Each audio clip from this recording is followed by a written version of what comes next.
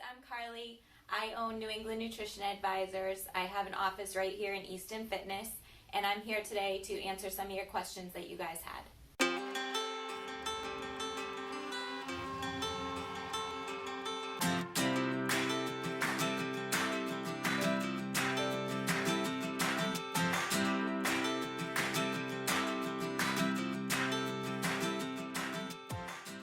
All right, Carly's here. She's going to answer some questions coming in from some EFers.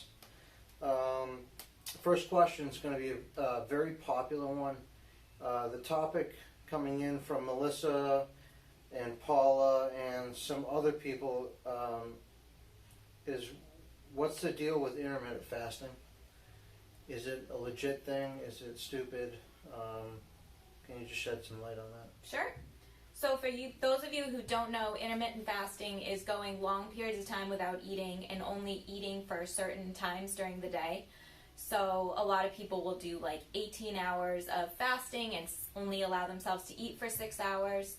And one of the things that I tell my clients is to always think about what the long-term effects of that are going to be. So if you think about a time when you went a long period of time without eating, what happens to your cravings? Usually they're a little bit heightened because your body's like, I need food and I need it now. So a pizza has never sounded as good as going 6 hours without eating.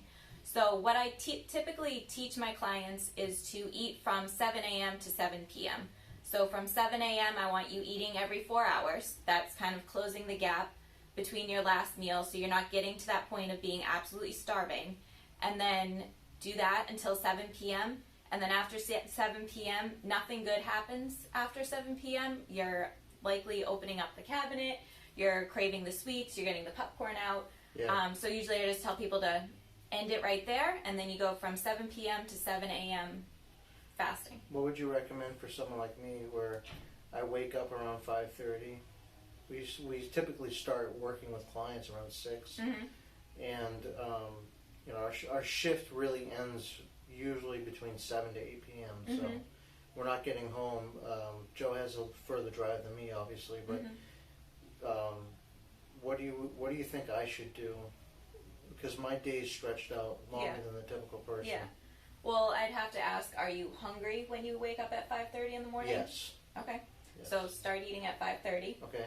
And then have your dinner around 7 and call it a day. So your fast would be a Okay. little bit shorter, but you're still getting a long period of time without eating. So for me, that means eat here and then don't eat when I get home. Exactly. Okay. Yep. That's easy to do. And that's another trigger point for people. Usually once they walk in the door after a long day at work, that's the first thing they go to. Oh, it definitely is for me, especially if there's bad things in the house. Yes, exactly. All right. Hope that helps you. If you have any further questions on that topic, feel free to reach out to me or at Carly. I'm going to share her Instagram and Facebook and email and website link in the description below. So thanks. Thanks, guys.